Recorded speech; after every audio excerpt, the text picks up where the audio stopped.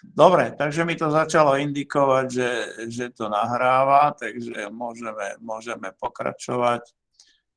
Ja si zoberiem obrazovku a začnem prednášať.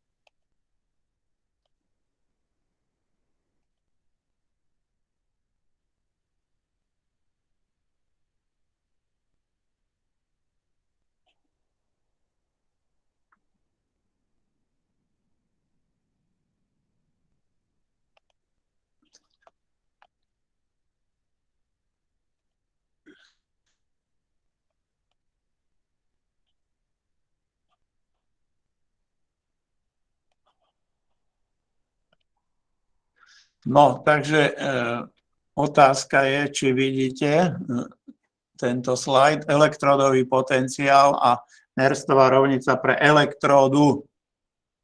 Áno, vidíme? Áno. Dobre, takže ešte si zapnem laserový ukazovateľ a môžeme ísť. Takže tu sme skončili, áno. My sme si na minulej prednáške odvodili Nernstovu rovnicu pre elektromotorické napätie článku a povedal som vám, že podľa tej rovnice môžete vypočítať elektromotorické napätie galvanického článku, ktorý sa skladá z dvoch elektród. Len tam vystupuje tento produkt aktivít s tým, že musíte si odvodiť výslednú chemickú reakciu, ktorá prebieha v galvanickom článku, ako súčet tej redukčnej a oxidačnej reakcie na katóde a anóde.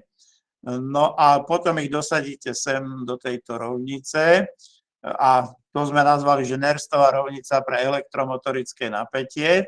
No a ja som vám potom takým postupom, takým dosť jednoduchým, demonstrovaným na Danielovom článku, čiže na článku, ktorý pozostával zo zinkovej a medenej elektródy, ukázal, že ako sa to dá rozdeliť, to získané elektromotorické napätie na dve časti, na príspevok od tej zinkovej elektródy a od tej mednatej elektródy.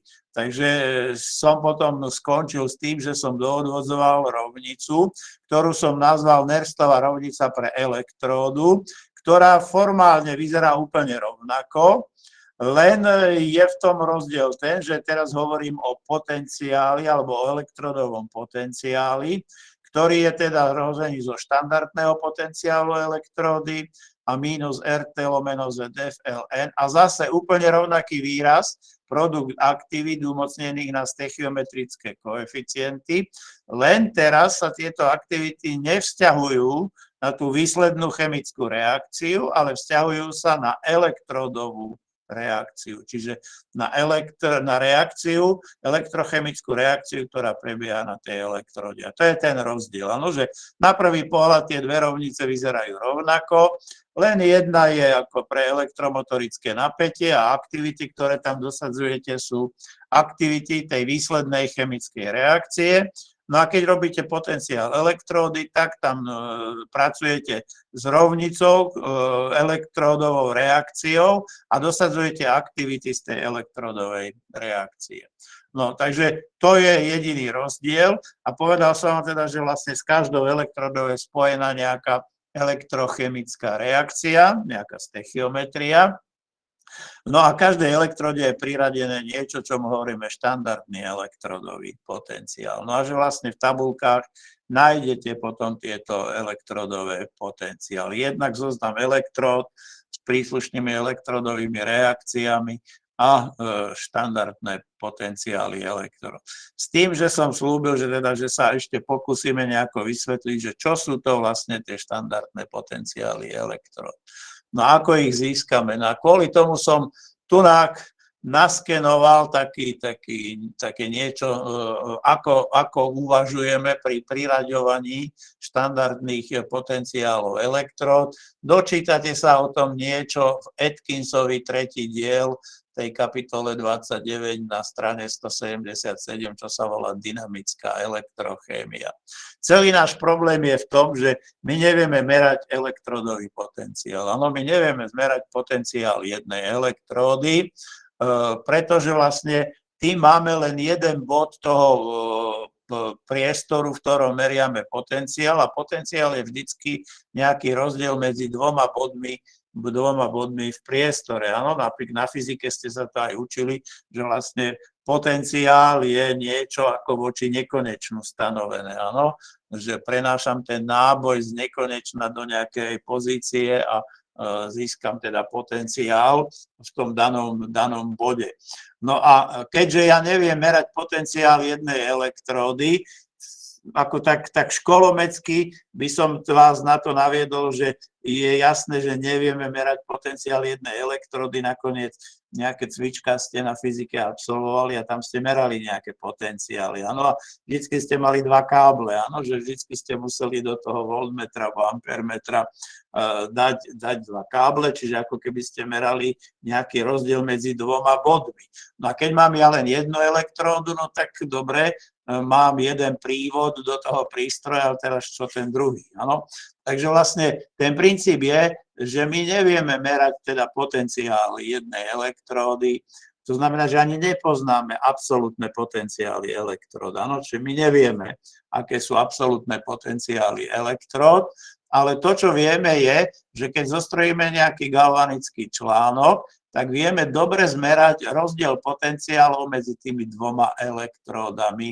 A to je to, čo mu hovoríme, teda, že vieme namerať elektromotorické napätie takéhoto článku ako rozdiel potenciálu dvoch elektród. No a my to priraďovanie tých potenciálov elektród si vysvetlíme na tomto jednoduchom príklade, že majme na pravej strane tú našu akúkoľvek elektródu. Áno, ja som tu dal, že nejakú kovovú elektródu na pravej strane, čiže kov ponorený do roztoku svojich kovových iónov, a na ľavej strane si dajme vodíkovú elektródu. Áno, takže ak mám na pravej strane kovovú elektródu, tak jej elektrodová reakcia zapísaná v smere redukcie je takáto, a na ľavej strane, keď mám vodíkovú elektrodu, tak jej elektrodová reakcia pre všeobecný prenos Z elektrónov je napísaná takto. Áno. S tým, že vlastne tá ľavá elektroda vodíková má nejaký potenciál. Tento potenciál budem volať vonkajší Galvanyho potenciál. No a tá kovová má tiež nejaký vonkajší Galvanyho potenciál φMe. No a samozrejme, každá tá elektroda, keďže je ponorená do roztoku svojich iónov, tak ten Galvanyho potenciál, ktorý tá elektroda má, sa vzťahuje voči potenciálu tej kvapalnej fázy. No a tento rozdiel medzi potenciálom tej elektródy a potenciálom tej kvapalnej fázy, to je vlastne ten potenciál tej elektródy. No a podobne je to tu na pravej strane. Takže my, keď takto zostrojíme galvanický článok, tak výsledná chemická reakcia, ktorá v ňom takto beží, je daná súčtom týchto dvoch. To znamená na pravej strane v smere redukcie, na ľavej strane opačne v smere oxidácie, a dostávame takúto výslednú chemickú reakciu, ktorá beží v tomto článku. A pre túto chemickú reakciu vieme namerať elektromotorické napätie. Čiže to E medzi týmito dvoma elektrodami je dané rozdielom potenciálu pravej mínus ľavej. To znamená potenciálu tej kovovej elektrody mínus potenciálu tej vodíkovej elektrody. Takže keď to aj dosadíme, tu vidíte dosadenie cez tú Nerstovú rovnicu pre potenciál elektródy. Takže keď dosadíme pre jednu a druhú elektródu príslušné výrazy, tak to elektromotorické napätie namerané sa rovná takémuto rozdielu. No a náš problém je aký? My by sme chceli vedieť priraďovať tieto štandardné potenciály elektród. Áno? My by sme chceli vedieť, že koľko ktorá elektróda prispieva k tomu nameranému elektromotorickému napätiu.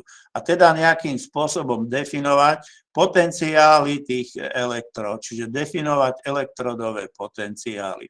Takže ak si urobíme to, že necháme to prebehnúť, alebo teda, že ten článok bude za štandardných podmienok, tak štandardné elektromotorické napätie bude štandardný potenciál pravej elektródy mínus štandardný potenciál ľavej. to znamená štandardný potenciál tej kovovej elektródy a mínus štandardný potenciál tej vodíkovej elektródy. No a sme v koncoch. Prečo sme v koncoch? No lebo my chceme jednu nameranú experimentálnu veličinu, túto, rozdeliť na dve. Áno, zase je to ten istý problém, ako sme mali v termochémii, keď sa pamätáte, že nameraný tepelný efekt rozdeliť na nejaké tvorné entalpie tých jednotlivých zlúčenín. No a nedalo sa to, áno. Dalo sa to až potom, keď sme si zvolili nejakú relatívnu nulu. Áno, takže tam, viete, tam sme si zvolili, že tvorné entalpie prvkov sú nulové a už sme potom vedeli začať priraďovať z tej nameranej hodnoty toho tepelného efektu priraďovať tvorné entalpie zlúčení. No a presne úplne rovnaký problém máme aj tu. Áno, že my nepoznáme absolútne hodnoty potenciálov tých elektród a aj tak ich chceme nejako zadefinovať a dať do tabuliek, aby sme v tabulkách videli nejaké vzájomné rozdiely potenciály tých elektród. No takže jediná cesta je znova jednu tú elektródu zadefinovať ako štandardnú a prisúdiť jej nulovú hodnotu potenciálu. Áno? Takže to, čo sme urobili, alebo teda to, čo sa robí, je, že štandardný potenciál vodíkovej elektródy označím alebo priradím hodnotu 0. Áno, čiže nie je to absolútna hodnota, ja neviem, koľko je, ale relatívnu hodnotu tých potenciálov elektród, keď začnem budovať, tak ju začnem budovať tak, že priradím štandardný potenciál vodíkovej elektródy ako 0. Takže keďže toto je 0, tak namerané elektromotorické napätie takéhoto článku, ktorý bude pozostávať zo štandardnej tej kovovej elektródy a štandardnej vodíkovej elektródy, tak toto namerané štandardné elektromotorické napätie voľbou nuly pre štandardnú vodíkovú elektródu môžem priradiť potom ako elektrodový potenciál tej štandardnej kovovej elektródy. No a takto vlastne si vybudujem štandardné potenciály všetkých elektród.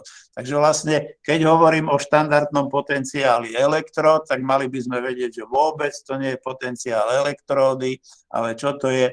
Je to elektromotorické napätie článku, v ktorom na pravej strane je tá elektróda v štandardnom stave a na ľavej strane je tá štandardná vodíková elektróda. No a tak potom vlastne, keď ten kov je zinok, tak zistíte, že to namerané elektromotorické napätie je mínus 0,76 V, čiže voči vodíkovej elektróde tá zinková je záporná, no a má potom hodnotu štandardný potenciál zinkovej elektrody mínus 0,76. No a keď by ste tu mali medenú elektródu, tak zistíte, že namerané je plus 0,34, takže má kladnejšiu hodnotu ako vodíková elektróda a môžem týmto spôsobom priradiť štandardný potenciál na tej elektródy. No a takto vlastne potom môžem začať priraďovať, alebo takto priraďujem štandardné potenciály elektród. Áno, takže ešte raz opakujem, nie je to ako potenciál elektródy, ale ako štandardný potenciál elektródy je vlastne elektromotorické napätie galvanického článku, kde na pravej strane je tá elektróda v štandardných podmienkach a na ľavej štandardná vodíková elektróda. No takže to je k systému, ako budujeme potenciály elektród. No takže tu je pár poznámok k tomu, čo som povedal, áno, čo som už naznačil, teda, že potenciál elektródy experimentálne nevieme odmerať, no a príspevok, ako chceme ale stanoviť, takže potrebujeme zadefinovať nejaký elektrodový potenciál jednej zvolenej elektrody za nulový a to je teda tá vodíková elektróda, áno. Takže štandardný elektrodový potenciál sa potom rovná elektromotorickému napätiu článku, zostrojem mu tak, že daná elektroda je na pravej strane a štandardná vodíková na ľavej strane. No treba ešte jednu vec povedať, jak elektrodový, tak štandardný elektrodový potenciál nezávisia od stechiometrie, aj keď sú tak definované, áno. Čiže môžete si zvoliť ľubovoľnú stechiometriu, keď spracovávate potenciál elektródy, lebo sa vám ako ten násobok vykráti, takže na prvý pohľad, aj keď v definícii Nerstovej rovnici pre potenciál elektrody vystupujú stechiometrické koeficienty, tak by sa mohlo zdať, že je to stechiometrická veličina, áno, ale nezávisí od voľby stechiometrie. Ten dôvod je, že to, čo je ako AI na NII, tak to NII je toľkokrát väčšie, koľkokrát budú väčšie tie koeficienty a toľkokrát bude zase väčšie ten náboj, celkový náboj Z elektrónov v tom menovateli pred tým produktom, áno, čiže pred RT lomeno ZD a tým sa to vlastne vykráti. Ale štandardná gipsová energia a štandardná reakčná gipsová energia a štandardná reakčná gipsová energia, tie sú samozrejme závislé od tej voľby stechiometrie. No, takže tu potom, keď toto vieme, takže keď si každú elektródu zmeriame takto voči štandardnej vodíkovej elektróde, tak môžeme zostrojiť niečo, čo mu hovoríme rad napätí. To znamená, že môžeme zostrojiť potenciály alebo tie elektródy môžeme zoradiť podľa toho štandardného elektrodového potenciálu, čiže začneme s nejakými hodnotami najkladnejšími, áno, a tie postupne takto klesajú, až niekde sa objaví nula, áno, takže keďže tá vodíková elektróda je na ľavej strane a má hodnotu 0, tak na pravej strane sú elektródy, ktoré majú väčší potenciál ako štandardná vodíková elektróda. No a zase elektródy, ktoré tu vidíte, začínajú mať tú hodnotu zápornú. Čo to znamená? Že oni sú na pravej strane v tom článku, ale ich potenciál je menší ako potenciál tej štandardnej vodíkovej elektrody. No a takto vieme zostrojiť niečo, čomu sa hovorí rad napätí. A takí, čo si to hlbšie preštudujú alebo sa nad tým zamyslia, tak zistia, že v tomto rade napätí je schovaná celá chémia, alebo teda jej podstatný kus. Áno, lebo z tohto radu napätí sa dá odhadnúť a vydedukovať, čo s čím reaguje, áno, čo bude voči čomu oxidovadlo alebo redukovadlo. Takže aby sme to nejak demonstrovali, tak napríklad zoberte si túto argentochloridovú elektródu. Tak argentochloridová elektróda tá je na pravej strane, je to elektróda druhého druhu, za chvíľu si ju podrobnejšie preberieme, áno. A na ľavej strane máme štandardnú vodíkovú elektródu. Takže vlastne, ak toto bude 0, potenciál tejto ľavej elektródy bude 0, tak namerané elektromotorické napätie takéhoto článku môžeme potom priradiť ako štandardný potenciál argentochloridovej elektródy. Áno. No, podobne tu máte ako príklad uvedené zase striebro, áno, že ak máme na pravej strane striebornú elektródu, čiže striebro ponorené do roztoku strieborných jónov a na ľavej strane máte štandardnú vodíkovú elektródu, tak namerané elektromotorické napätie môžeme priradiť ako štandardný potenciál striebornej elektródy. Áno? No a to sú potom hodnoty, ktoré tu takto nájdete v tabulkách. No treba si uvedomiť jednu vec, a tá jedna vec hovorí o tom teda, že ak má niečo takúto kladnú hodnotu, áno, takže nachádza sa tá elektróda na tej pravej strane. My vieme, že v galvanickom článku na tej pravej strane je katóda a beží tam redukcia, áno. Takže všetky elektródy, ktoré majú takýto potenciál, kladnejší ako vodík, áno, samotný, no tak nachádzajú sa na pravej strane a sú teda ako katóda a beží tam redukcia.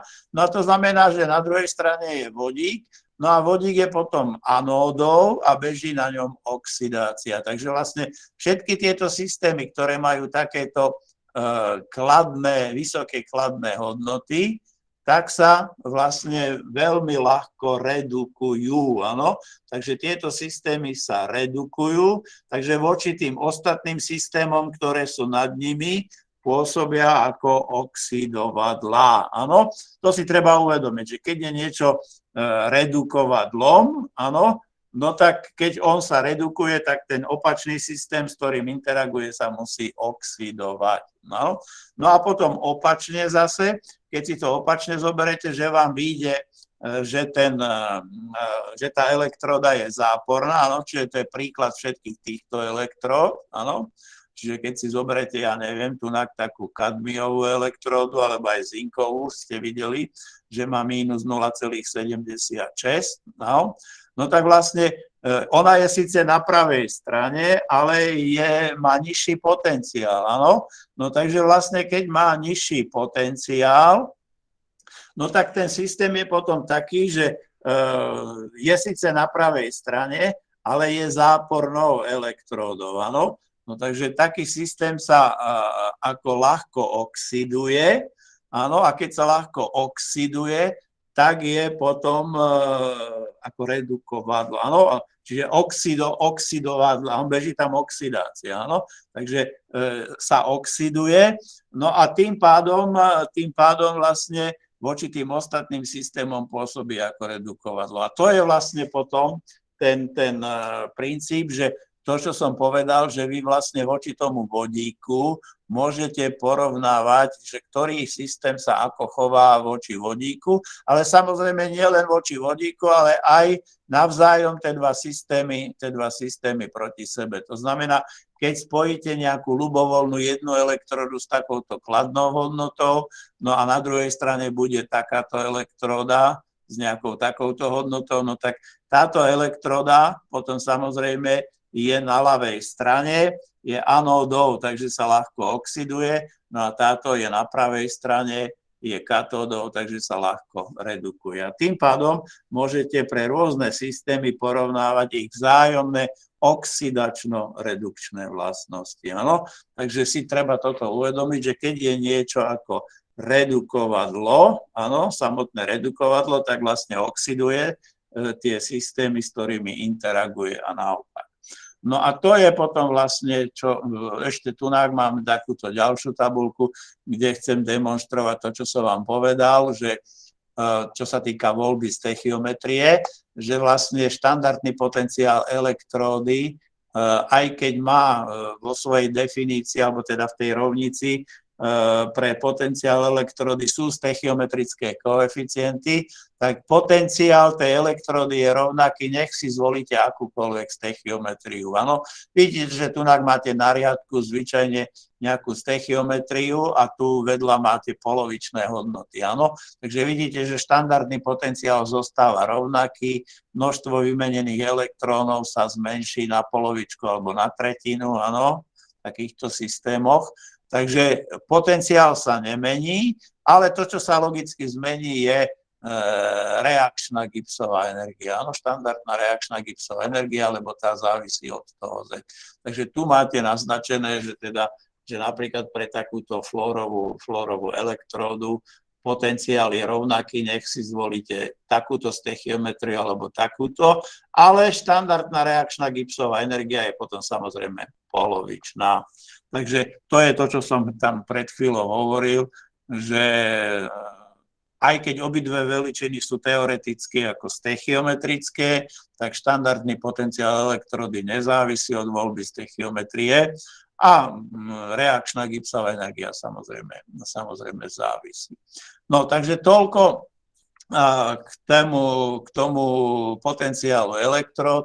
A teraz si povieme niečo o elektródach, čiže rozdelenie elektród. Takže elektródy máme prvého druhu, druhého druhu a oxidačno-redukčné elektródy. Ja tu často pridávam akože v užšom slova zmysle, áno, pretože každá elektróda je v podstate oxidačno-redukčná, áno. Môže na nej prebiehať oxidácia alebo redukcia podľa toho, či je v článku katódou alebo anódou a to závisí od toho, akú tú druhú elektródu voči nej dáte. Áno.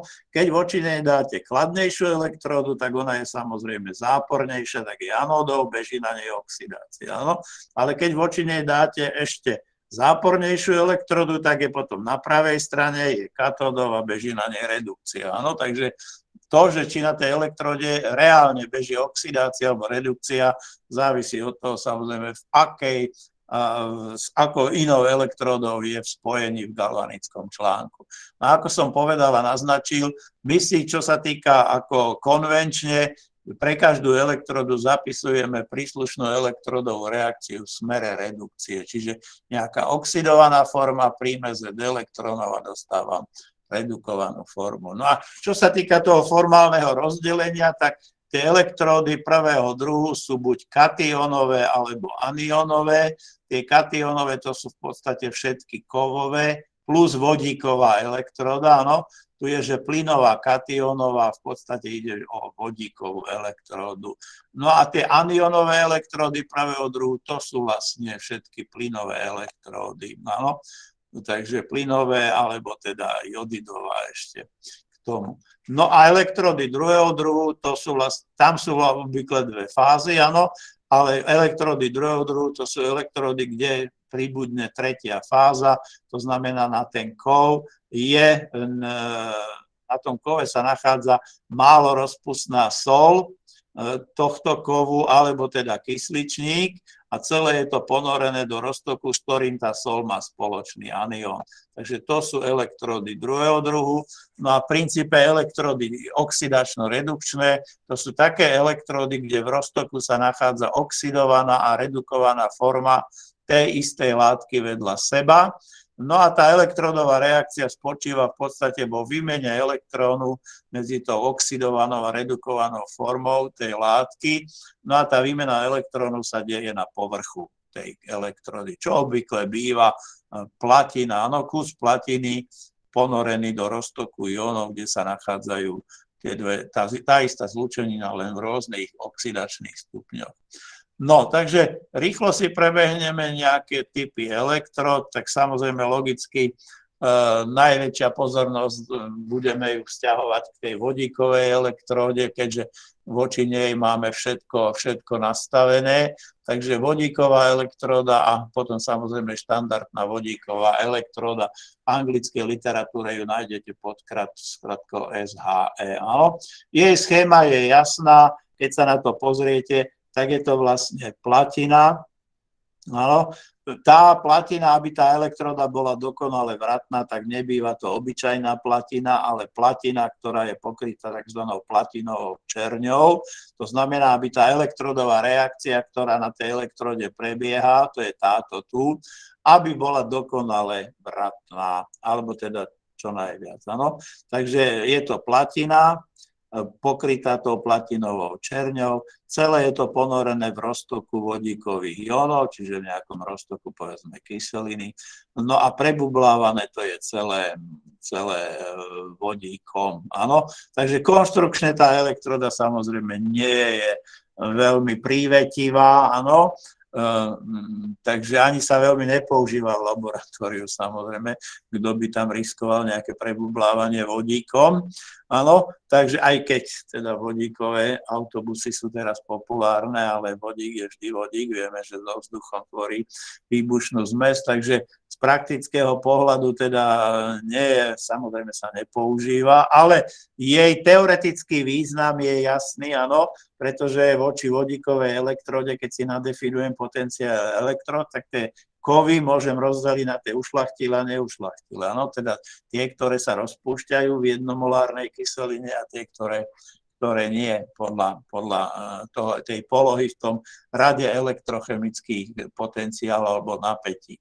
No, takže keď zoberiem, že elektródová reakcia je takáto, takže tu chcem demonstrovať znova, že je úplne jedno, či si zvolíte takúto reakciu s jedným elektrónom, alebo takúto reakciu s dvoma elektrónmi.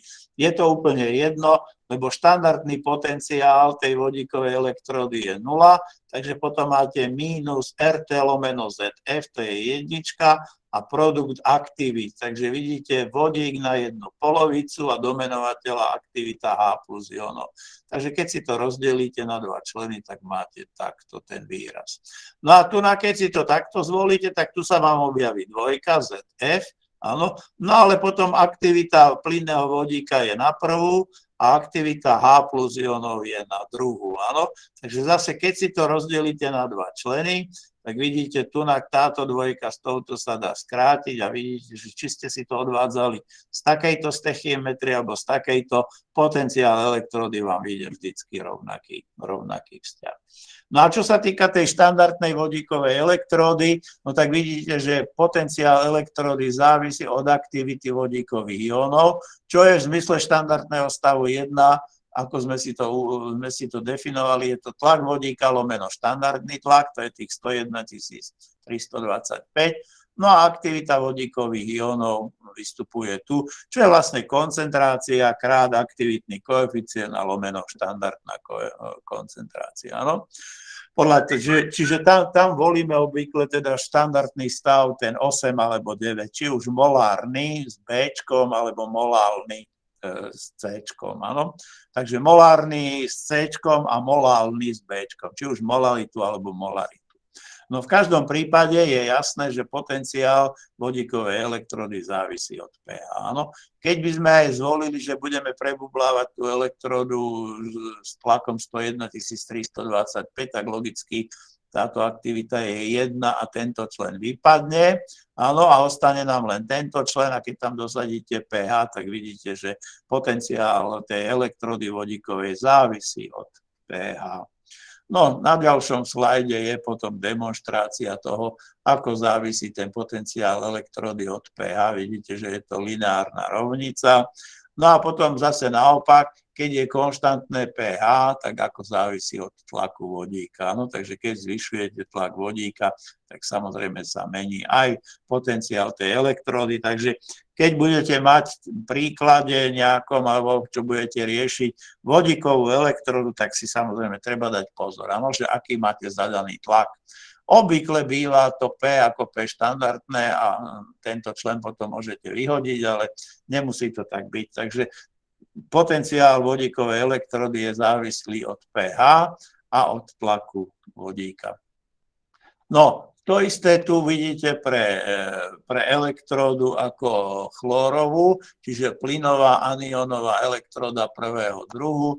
Je to vlastne, vidíte, chloridový roztok, nejaký roztok chloridových iónov, do toho roztoku ponorená platina a prebublávaná plynným chlorom. Takže elektrodová reakcia je tu uvedená. No, čo sa týka toho potenciálu, vidím, že máme tu chybu, podľa mňa tu má byť plus 1,36 voči vodíkovej elektrode. Takže toto berte, že asi tu mám chybu, musím si to opraviť, áno. Takže som presvedčený, že tam je plus. No, takže potenciál elektrody zase vidíte. Aplikujem Nerstovú rovnicu pre potenciál elektrody, čiže štandardný minus RT lomeno ZF. Zvolil som si takúto stechiometriu, takže jednička. No a v čítateli bude aktivita Cl- a v menovateli aktivita plynného chlóru. Takže zase, keď si to rozdelíte na jednotlivé členy, tak vidíte, že potenciál takejto elektrody závisí od tlaku chlóru a od aktivity chloridových iónov. Áno? Takže podľa toho, aký máte tlak chlóru, tak bude aj tento člen prispievať potenciálu. No a tu musíte vypočítať aktivitu chloridových iónov, čiže zase koncentrácia krát aktivitný koeficient.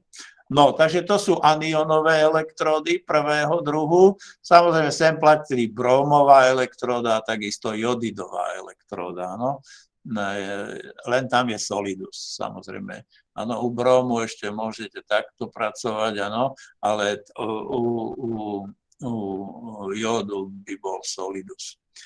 No, ale by fungoval teda ako na anión, na jodidový anión, potenciál elektrody. No a čo sa týka kovová elektroda prvého druhu a kationová, tak to sú vlastne všetky kovy. Áno, všetky kovové elektródy, toto je tá všeobecná elektrodová reakcia, takže keď to dosadíte, takže keďže aktivita kovu sa nachádza v čítateli a je to samostatná fáza, tak v zmysle definície štandardného stavu toho číslo 4, že ak je zložka čistá pri teplote a tlaku sústavy, tak je to jej štandardný stav, tak potom aktivita je jednotková a toto keď hodíte hore, tak máte znamienko plus. Takže potenciál každej kovovej elektródy s koncentráciou tých kationov narastá. No a to je ten rozdiel medzi kationovou elektródou a anionovou elektródou. Áno, prvého druhu, keď si to pozriete. Kationové elektródy, väčšia koncentrácia znamená väčší potenciál elektródy. Anionové elektródy, väčšia koncentrácia, menší potenciál. Áno, v dôsledku tohoto mínus znamienka. No, takže toľko k týmto kovovým elektródám prvého druhu. Ja to tu takto vyklikám a je tu vlastne aplikovanie tohto všeobecného prístupu na 4 druhy elektród. Myslím, že ste to minulý týždeň dostatočne počítali, takže vidíte, že ako to vyzerá, ako vyzerá potenciál z inočnatej elektródy, mednatej elektródy. Vidíte, že s rastom aktivít tých ionov potenciál narastá. Podobne, keď si zoberete striebornú elektródu, áno, a podobne, keď si zoberete ortuťnú elektródu. Áno, toto Hg2+, to, čo sa nachádza potom v kalomelovej elektróde. Áno, tento ion Hg2+, čiže mocenstvo tej ortuti je +1. No. Takže to je aplikácia toho všeobecného postupu na jednotlivé elektródy. Myslím, že ste ich mali v dostatočnom množstve na výpočtových cvičeniach, takže verím, že nebudú robiť problémy. No a tu máte potom ešte raz zdôraznený ten elektrochemický hrad napätia kovov. Áno, že kde máte postavenie vodíka, takže vodík, jeho potenciál je štandardne ako, alebo teda definične sme si ho zvolili, že je 0. Takže potom máte kovy, ktoré sú voči vodíku, majú zápornejší potenciál, no a potom kovy, ktoré majú voči vodíkovej elektróde kladnejší potenciál. No a to rozdelenie ste počuli v lani v anorganike, že vlastne tie kovy, ktoré majú ten zápornejší potenciál, tak sa nazývajú neušľachtilé. Tie kovy, ktoré majú ten kladný potenciál, tak sa nazývajú ušľachtilé kovy, áno. No a čo to znamená? No tak keď má niečo zápornejší potenciál ako vodíková elektróda, no tak sa nachádza vľavo. No a vľavo je to vlastne anóda a je tam oxidácia, áno. Čiže tieto kovy sa ľahko ako oxidujú. No a tieto kovy potom naopak voči vodíkovej elektróde sa nachádzajú vpravo, takže je to katóda a sa teda redukujú voči vodíku. No a to je potom dôvod, prečo tieto kovy, keď dáte do roztoku kyseliny jednomolárneho za štandardných podmienok, áno, tak tieto kovy sa rozpúšťajú, áno, pretože majú zápornejší potenciál ako vodíková elektróda. No takže tie kovy neušľachtilé sa nachádzajú vľavo od vodíka, áno, a neušľachtilé kovy pri reakciách so zriedenými kyselinami vytláčajú vodík, áno. Oni sa rozpúšťajú, áno, prechádzajú do roztoku a uvoľňujú vodík.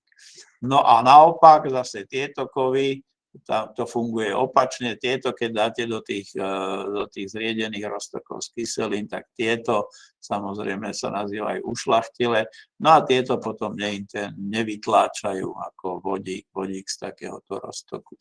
Pretože majú kladnejší potenciál ako vodíková elektróda, takže sa nachádzajú vpravo v tom galvanickom článku máme definične ako katódu, no a na katóde ako beží redukcia, na anóde oxidácia. No, takže vlastne takéto systémy nie sú schopné sa rozpúšťať, teda oxidovať, naopak skôr opačne vylúčovať. No a to potom súvisí aj s tým Danielovým článkom. Ten Danielov článko, vidíte, to bolo to spojenie zinkovej elektródy, áno, to je tu, minus 0,76, takže sa nachádza vľavo, je to anóda, áno, a keďže je anóda, beží na nej oxidácia, áno, takže zinok sa ľahko rozpúšťa v porovnaní s meďou. Meď bola na pravej strane, áno, má hodnotu plus 0,34,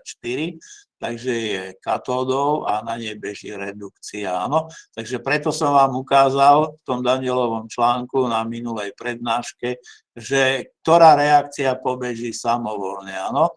Že keď nasypete práškový zinok do roztoku mednatých jónov, alebo opačne, práškovú meď do roztoku zinočnatých jónov, že čo sa bude rozpúšťať.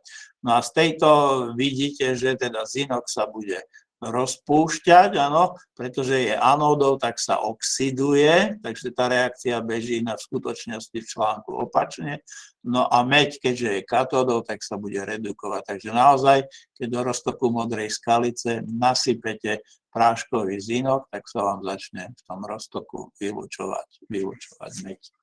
No a to je vlastne ten princíp, čo som povedal, že vlastne v týchto tabuľkách elektrochemických radov napätia kovov alebo vôbec elektród nájdete porozumenie voči chémii. No, takže prejdeme na ďalší typ elektród a to sú elektródy druhého druhu.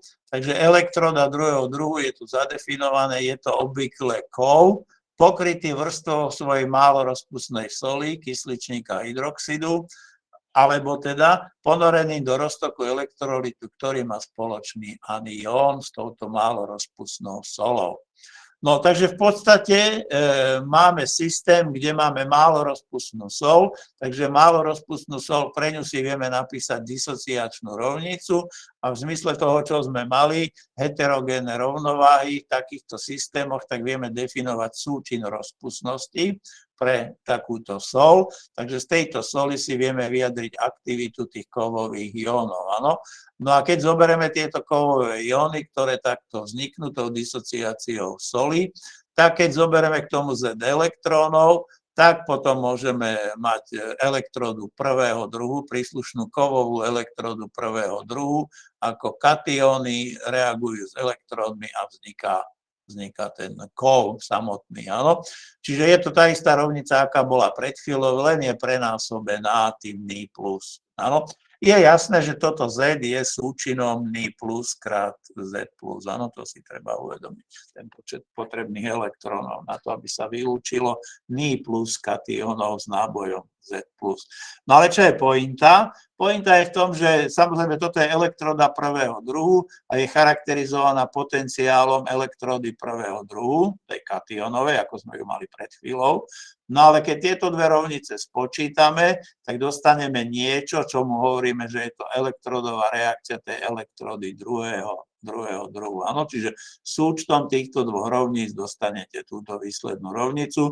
Takže vo všeobecnosti pre elektródy druhého druhu platí takáto schéma, že elektródovou reakciou je tá sol plus nejaké elektróny, dostanete ten kov a plus anióny do roztoku. Áno, takže to je všeobecná takáto elektrodová reakcia elektrody druhého druhu a je charakterizovaná potom samozrejme elektrodovým potenciálom tejto elektrody druhého druhu. Takže na túto elektrodovú reakciu môžete aplikovať Nerstovú rovnicu pre potenciál elektrody. Takže potenciál elektrody druhého druhu je jej štandardný potenciál. No a teraz minus RT lomeno ZF a dosadíte tam aktivity podľa tejto rovnice. Takže vidíte, aktivita ME toho tuhého kovu na Ni plus, aktivita BZ minus na Ni minus a do menovateľa ide aktivita tej tuhej soli. No a keď sa na to pozriete, tak samostatné fázy majú aktivitu 1, tak v tomto systéme samostatnou fázou je tá sol a samozrejme samostatnou fázou je tá elektróda, áno, elektróda, na ktorej je teda zachytená alebo teda naabsorbovaná tá sol. Takže vlastne toto a toto sú jednotkové aktivity, takže môžeme to vyhodiť a ostáva nám elektrodová reakcia pre elektrodu druhého druhu a ostáva vám tam minus RT lomeno ZF a aktivita tých aniónov. Áno, takže vidíme, že elektrody druhého druhu fungujú na aktivity tých aniónov. To znamená, čím je väčšia koncentrácia tých aniónov, tak potenciál tej elektrody druhého druhu je menší. Čiže v podstate je to rovnaký záver ako pri aniónových elektrodách tých plynových chlorovánov, bromová, jodová, tých elektród anionových prvého druhu. No a keďže na túto elektródu sa môžem pozerať ako na príslušnú kovovú elektródu, lebo konštrukcia je jasná, je to ten kov a pokrytý tou svojou málorozpustnou solou a celé je to v tom roztoku tých aniónov z tej soli. Takže vlastne nakoniec tá elektróda v podstate funguje ako elektróda prvého druhu kovová. Áno, takže môžem na tú istú elektródu aplikovať potenciál alebo Nerstovú rovnicu pre potenciál elektródy a príslušnú kovovú alebo elektródovú reakciu tej kovovej elektródy. Takže keď sa na to pozriete, tak vlastne dostávam, že je to štandardný potenciál tej kovovej elektródy prvého druhu a mínus RT lomeno ZF a musím dosadiť. Čiže aktivita tuhého kovu na Ni plus lomeno aktivita tých kationov na Ni plus. Takže zase toto je rovné jednej, lebo ten kov je samostatná fáza, tak jeho aktivita je v zmysle definície štandardných stavov 1. No takže vlastne toto sa otočí hore a dostávam, že klasickú rovnicu ako pred chvíľou, ako kationová elektróda prvého druhu, že je to štandardný potenciál tej elektródy prvého druhu a plus RT lomeno ZF ln a aktivita tých kationov. No lenže aktivita tých kationov je pomerne nízka, no lebo je to málo rozpustná sol, samozrejme, ale ja si ju viem vyjadriť zo súčinu rozpustnosti, áno.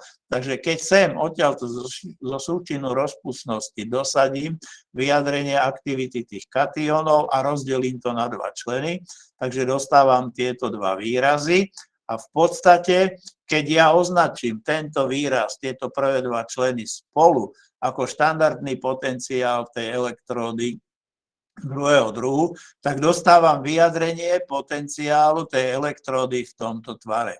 Tá pointa je vlastne v čom? Že táto hodnota sa logicky musí rovnať tejto hodnote. Áno? Čiže tu sa rovnajú ľavé strany, no a keď sa rovnajú ľavé strany, tak sa musia rovnať aj pravé strany. To znamená, tento výraz sa musí rovnať tomuto výrazu. Áno? Pretože tá elektróda má len jeden potenciál, áno. Tá elektróda druhého druhu má len jeden potenciál a ona sa vykašle na vás, či si ju vy popíšete ako elektródu druhého druhu alebo elektródu prvého druhu. Musíte dostať ten istý výsledok, ináč by to celé nemalo logiku, áno, že zmenou popisu by ste dostali iný potenciál. Čiže je jasné, popisujem tú istú elektródu, len raz ju popisujem ako elektródu druhého druhu cez elektródovú reakciu elektródy druhého druhu a druhýkrát ju popisujem ako elektródu prvého druhu cez elektródovú reakciu elektródy prvého druhu. A musím dostať ten istý výsledok logicky. Áno?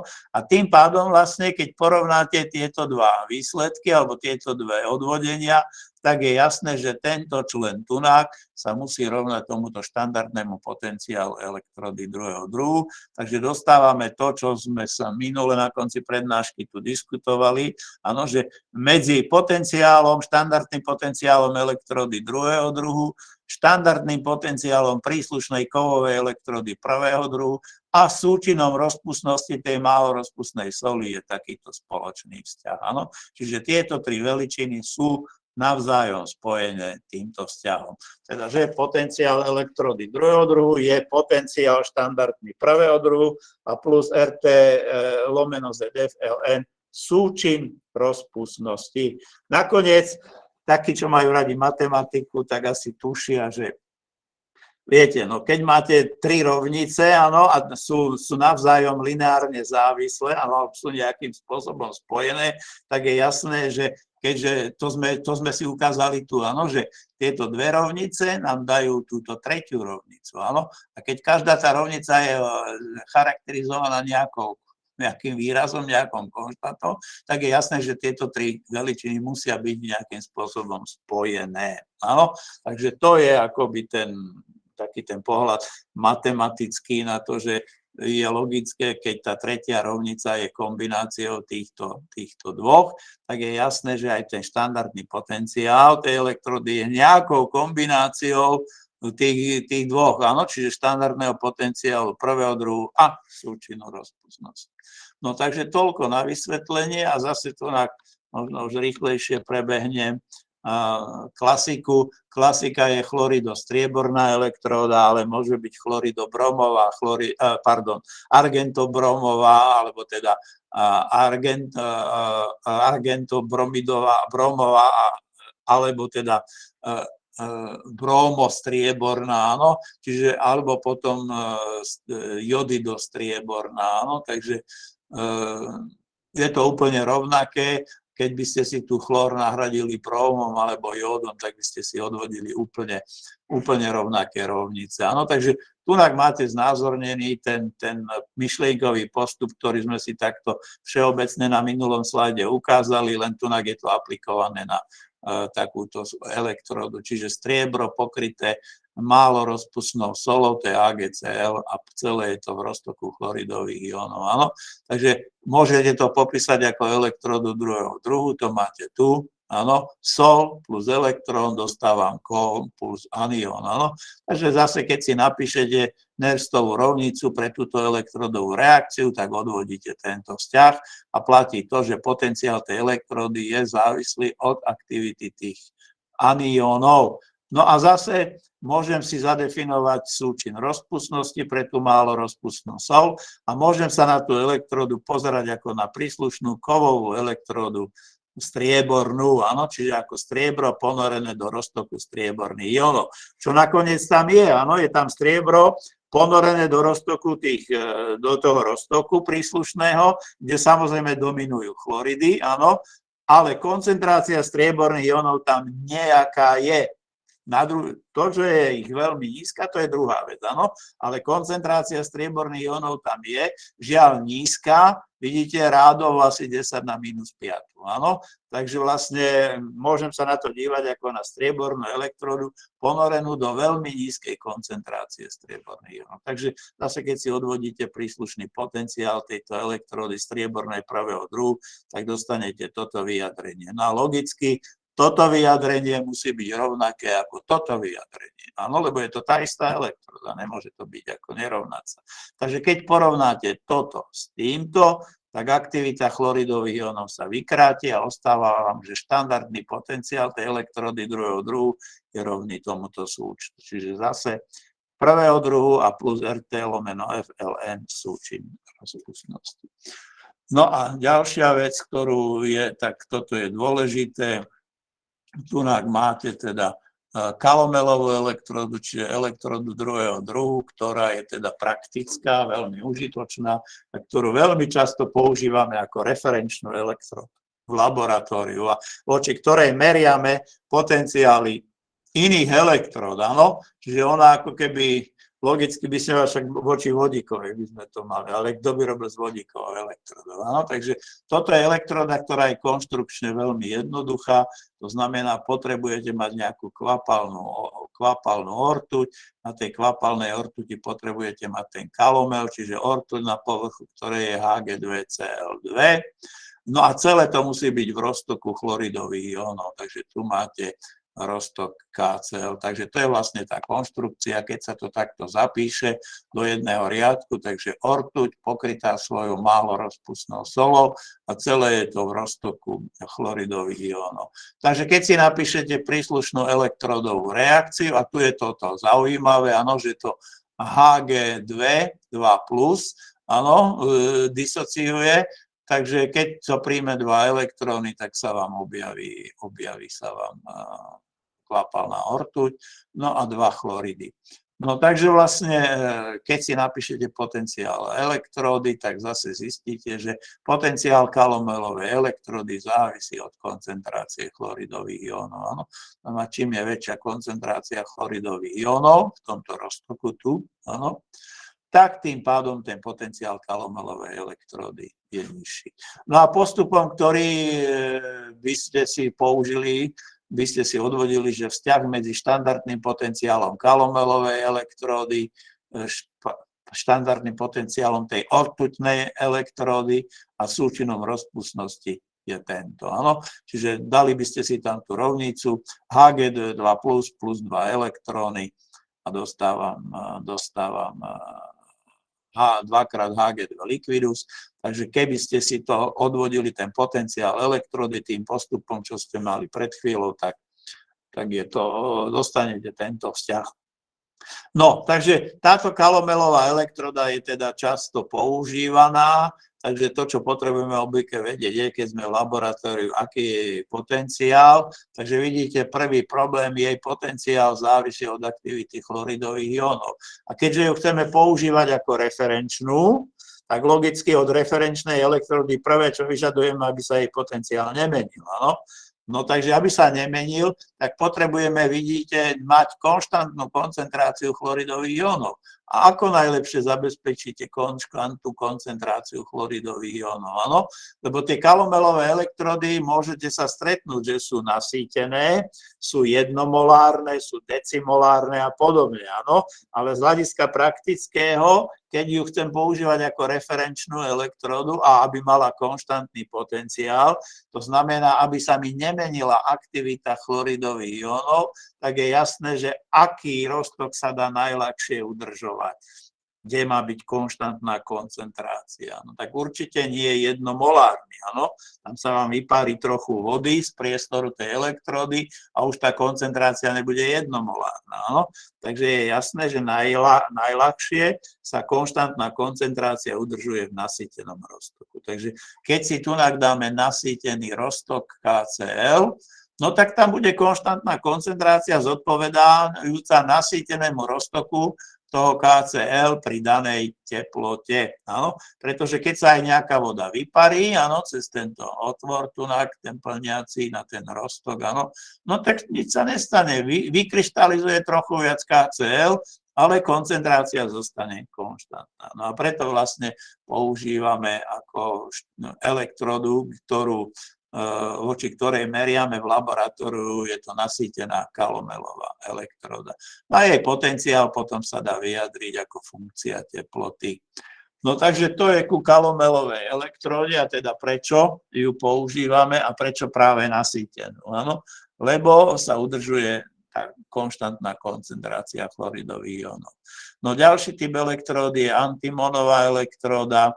To je oxidová elektroda, to znamená, na povrchu toho antimónu je oxid, čiže nie sol, ale oxid. Na celé je to ponorené do nejakého roztoku, kde je nejaké pH. No a vlastne toto je elektroda, kde elektrodová reakcia je daná týmto výrazom, takže zase si môžete odvodiť vzťah, že vidíte, potenciál tej elektrody závisí od aktivity vodíkových jónov, a teda od pH. Takže je to jedna z elektród, ktorá sa dá použiť na meranie pH. Áno, stačí ju len zobrať kus antimónu, strčiť ju do toho roztoku, zmerať jej potenciál, no a z potenciálu, z nameraného potenciálu vieme sa dopočítať k pH. Áno, no treba povedať, mali sme ju v minulosti ako elektródu na laboratórnom cvičení, áno. Takže ste merali pre rôzne roztoky o rôznom pH, ste merali potenciál a vyhodnocovali to vypočítané pH z toho potenciálu. Treba povedať, že nie je dokonale vratná, to znamená, treba ju kalibrovať. To znamená, treba si pomocou nejakého tlmivého roztoku, čo sme mali pred chvíľou, najčastejšie tie fosfátové, áno, pripraviť nejaké roztoky o nejakom známom pH, no a voči v takomto roztoku, keď zmeráte potenciál kalomelovej elektrody, tak si ju môžete nakalibrovať a môžete potom z kalibračnej krivky z nameraného potenciálu elektrody, napríklad voči kalomelovej, áno, môžete potom odčítavať pH. Takže antimonová elektroda sa preto preberá, že je jednoduchá, áno, ľahká kus antimónu, áno, ale má nevýhodu, že ju treba kalibrovať. No, tu máte ešte raz teda okolo tej kalomelovej elektrody, takže toto beriem tak, že si to pozriete, ako dostanem ten vzájomný vzťah, áno. Je tu ten postup, teda, že odvodenie tej rovnice ako pre potenciál, áno, že keď si zoberiem túto kovovú elektrodu prvého druhu Hg2 plus 2 elektróny, dostávam 2 ortuti, takže keď si to odvodím ako potenciál elektródy prvého druhu, Sem za aktivitu toho Hg2 plus dosadím vyjadrenie zo súčinu rozpustnosti, áno, takže keď to tam dosadíte, tak dostanete vyjadrenie takéhoto potenciálu ako elektrody prvého druhu, áno, a môžete potom spojiť s vyjadrením toho istého potenciálu elektrody ako elektrody druhého druhu a dostanete tento vzťah. Áno, že štandardný potenciál tej kalomelovej elektródy je príslušný štandardný potenciál ortutnej elektrody a plus RT lomeno 2F ln KS. Takže toto berte ako slajd, v ktorom si môžete potom preštudovať ten systém odvodenia. No, takže toto asi je jasné, ten postup som už 3-krát aspoň vysvetlil, takže nechám ho takto. No a posledný typ elektród sú oxidačno-redukčné elektródy, ako som povedal. Ja sem pridávam to akože v užšom slova zmysle, čo chápem tak, že je to elektróda, kde teda vidíte v roztoku máte tú istú látku len v 2 oxidačných stupňoch a tá elektrodová reakcia je vlastne výmena elektrónov medzi týmito 2 oxidačnými stupňami tej istej látky. Takže ak toto je tá, samozrejme platí, že Z je rozdiel týchto 2 nábojov, áno, ako ináč. Takže elektródový potenciál, keď aplikujete Nerstovú rovnicu, je štandardný, no a minus RT lomeno ZF a v čítateli vidíte aktivita tohto MY plus a v menovateli aktivita MX plus. No, klasickou ukážkou, alebo je teda železnatá elektróda. Zase toto bola elektróda, ktorú sme cvičievali. Neviem, či je teraz zaradená v tomto súbore laboratórnych cvičení, ktoré máte tento semester, ale sme ju zvykli cvičiť. Áno, to znamená, pripravili sa v roztoky o rôznom pomere železitých a železnatých iónov. Ich presná koncentrácia sa stanovila ako titráciou, takže ste si mohli potom ten potenciál tej elektrody takto vypočítať. Áno. Je jasné, že tu vám ostala aktivita Fe2+, čo bola koncentrácia krát aktivitný koeficient. Tu bola takisto koncentrácia krát aktivitný koeficient, takže ste si mohli spočítať podľa koncentrácií tých 2 iónov, titračne zistených, ste si mohli spočítať aktivitné koeficienty a mohli ste si vypočítať potenciál tej elektródy, aký by mala mať. No a porovnať samozrejme s tým, čo ste namerali. No tu je to isté pre 2- a 4-mocnicí, takže je to isté, len nazval by som to v zelenom, áno. Takže to sú oxidačno-redukčné elektródy. No k ním patrí aj takáto elektróda, to je chinhydrónová elektróda. Tá si zaslúži trochu našej väčšej pozornosti, lebo je to elektróda, ktorá sa zvykne používať. Je to elektróda, ktorá je tiež veľmi ľahko realizovateľná.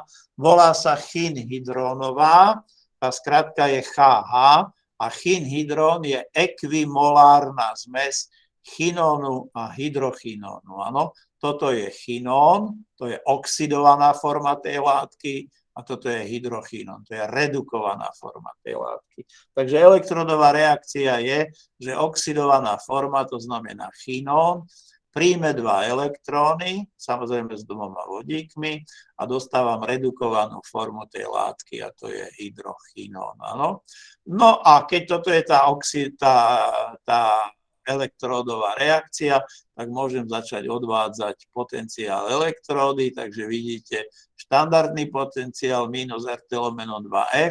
No a do čitateľa príde aktivita tohto tu, čiže aktivita hydrochinónu a do menovateľa príde aktivita chinónu. A samozrejme aktivita vodíkov na druhu. No a my budeme tvrdiť, že tieto 2 aktivity nevieme, aké sú, áno, ale to, čo vieme a čo chceme tvrdiť, je, že sú rovnaké. Áno. Prečo rovnaké? Tak jednak je to častica bez náboja, áno, takže aktivitný koeficient 1 by sme povedali.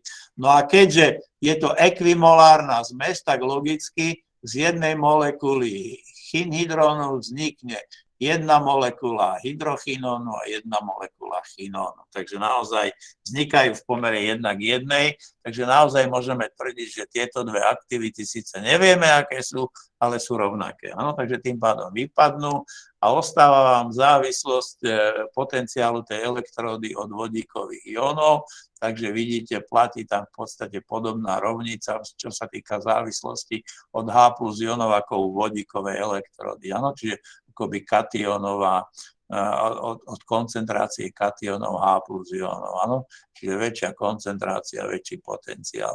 No a tým pádom môžete túto aktivitu vodíkových ionov nahradiť pH a teda môžeme si odvodiť závislosť, že potenciál chinhydronovej elektródy je funkciou pH.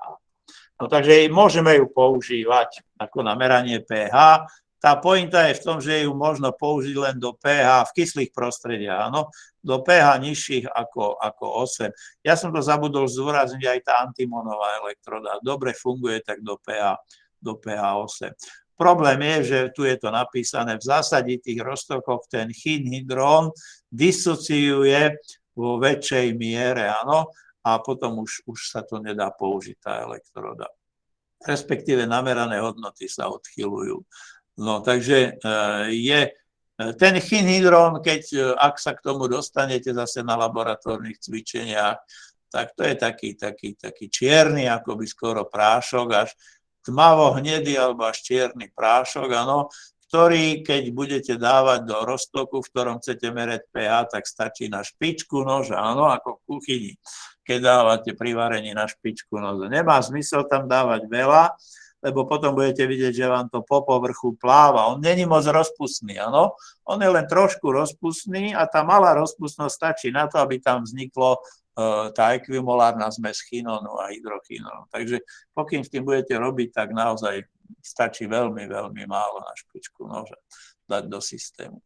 No takže toľko k tomu. No a mám tu potom ešte jeden takýto príklad, taký postup, ktorý ste, predpokladám, už minulý týždeň trénovali, vlastne ukázať, že ako sa dá spracovávať akýsi ľubovoľný nejaký galvanický článok, ktorý vám zadajú ako príklad, áno, kde vám zadajú nejaké dve elektródy a chcú od vás, aby ste zistili elektromotorické napätie toho článku.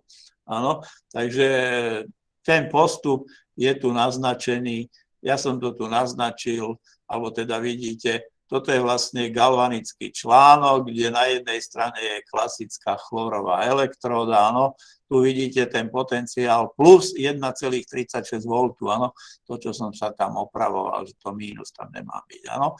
Takže klasická chlorová elektróda ako elektróda prvého druhu, áno, anionová.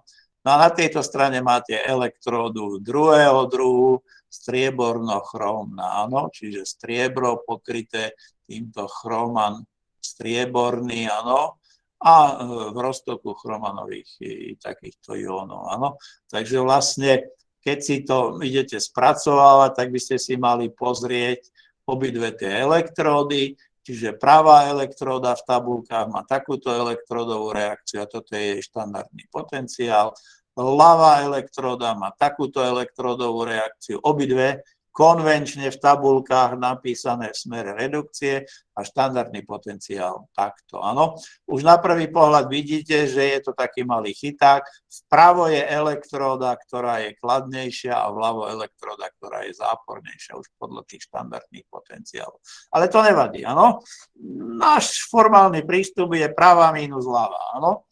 Takže keď urobím, že celkovú článkovú reakciu, ktorá prebieha, no tak zoberete pravá elektróda, na pravej má byť redukcia, na ľavej, keďže to má byť anóda, oxidácia, áno, takže pravú odpočítate ľavú a dostanete výslednú chemickú reakciu v článku, áno. Tu je to isté napísané, len ešte polopate viac, áno, že na pravej redukcia, tak reakciu beriem tak, ako je napísaná, na ľavej oxidácia, tak si tú tabulkovú reakciu konvenčne napísanú v smere redukcie musím otočiť No a teraz už mám na pravej redukciu, na ľavej oxidáciu, tak stačí tie dve rovnice spočítať. Takže či si ich takto dopredu upravíte a spočítate, alebo si ich tu takto odčítate, je to úplne jedno, dostanete výslednú chemickú reakciu, ktorá prebieha v článku. A to je to podstatné, keď chcete riešiť elektromotorické napätie. Áno? Že musíte mať tú výslednú elektrochemickú reakciu, ktorá prebieha v článku. Áno? No takže ja som ju sem ešte raz nakopíroval a teraz idete do Nerstovej rovnice pre elektromotorické napätie, tak je to štandardné, čo je pravá mínus ľavá, takže mínus 0,911, áno. No a potom musíte dosadiť RT lomeno 2F a LN všetky látky, ktoré sa vyskytujú v tej výslednej chemickej reakcii, áno. Toto je tá reakcia, ktorá beží v tom článku, takže vidíte. Aktivita tuhého striebra na druhu, chromanové jóny, krát aktivita chlóru a v menovateli aktivita tej soli, áno, a lomeno aktivita Cl- na druhu. No takže keď tam poupravujete a povyhadzujete, tuhé fázy sú aktivity rovné jednej, takže vám ostanú tieto členy. No a takto máte vyjadrené elektromotorické napätie. Takže ste si to urobili ako najprv výslednú chemickú reakciu a keď máte výslednú chemickú reakciu, tak potom si aplikujete Nerstovú rovnicu pre elektromotorické napätie. Áno?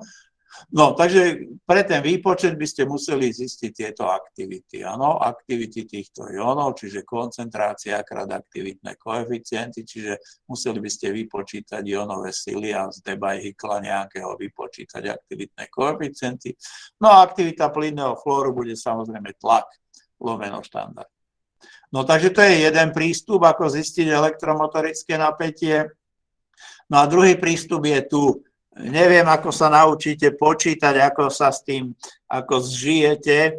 Tento druhý prístup je podľa mne sa páči viac ako osobne, keď mám počítať elektromotorické napätie nejakého článku, tak ja to robím obvykle takto, že najprv si vypočítam potenciál pravej, potom potenciál ľavej, potom si ich odpočítam. Áno? Takže kto z vás, ako si zvykne, to je na vás, ale na konci musíte mať ten istý výsledok. Áno?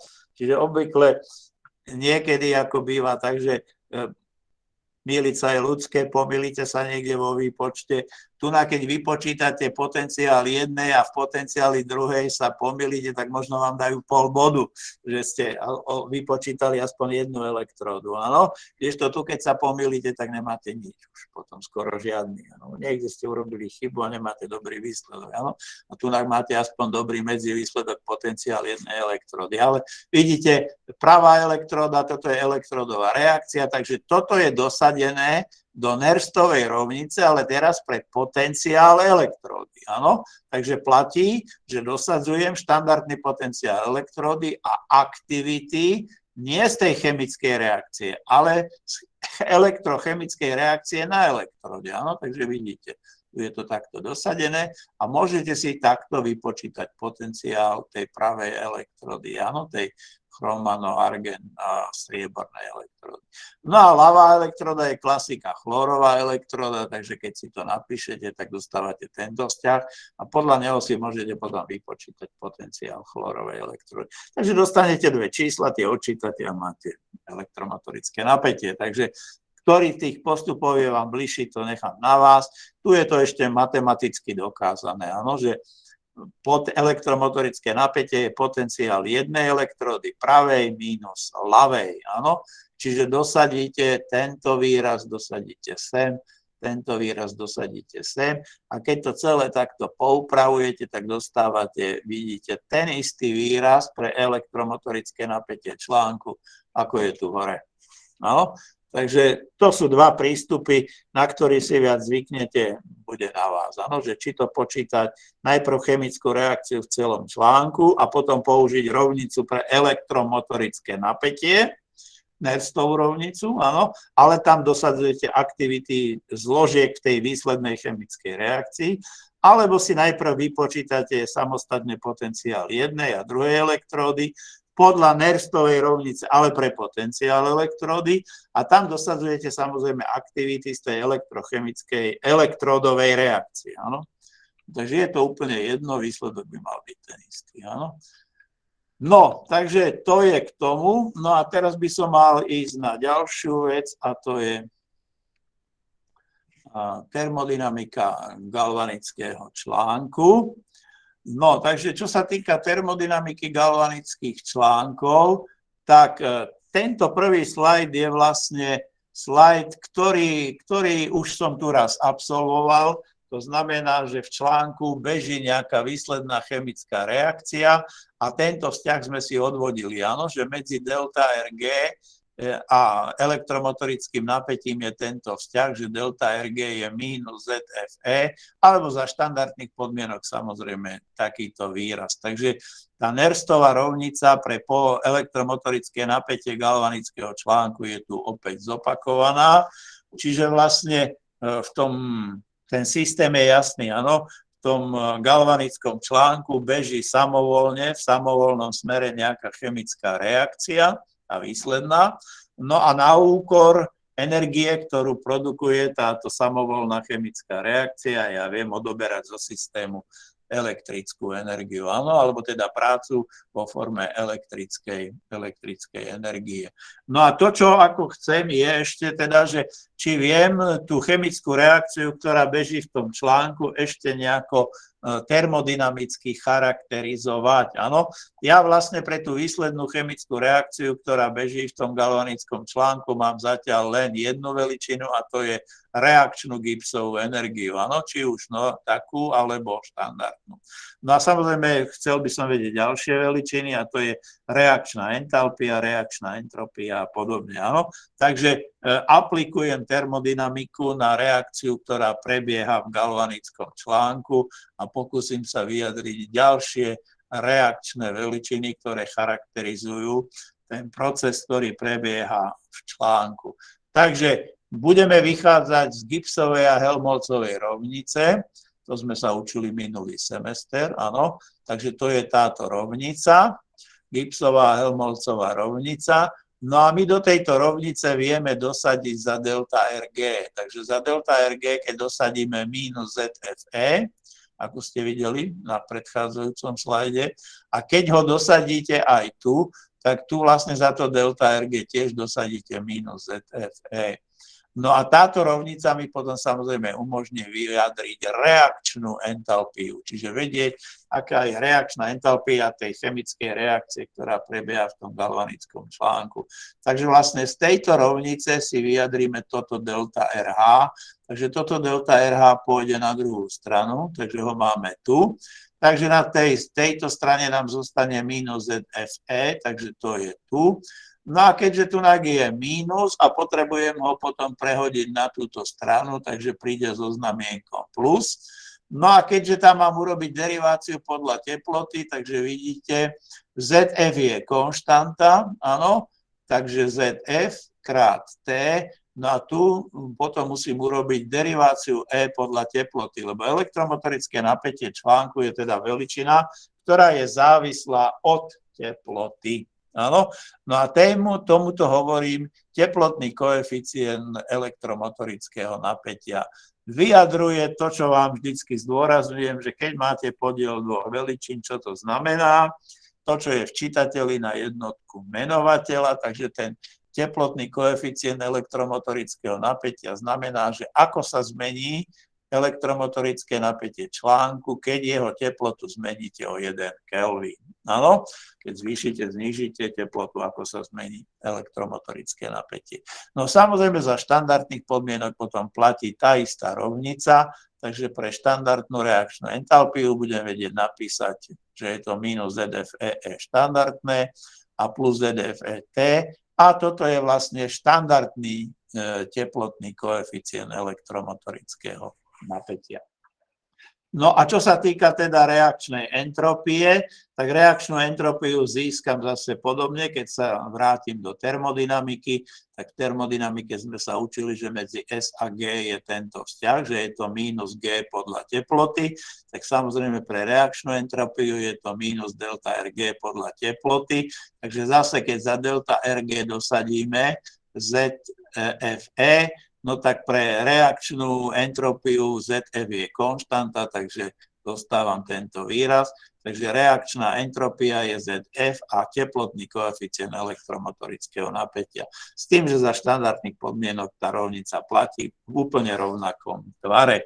No s tým teda, že sa dá ukázať, že ak delta RH je možné pokladať za konštantu, tak vlastne E je nejaká funkcia teploty, áno, že je to v podstate lineárna funkcia, čiže elektromotorické napätie toho článku je nejaká lineárna funkcia teploty. Ovšem za tohto predpokladu, áno, aby to bola. A teda, že aj toto sa nemení, áno, že s teplotou sa nemení ani ten koeficient.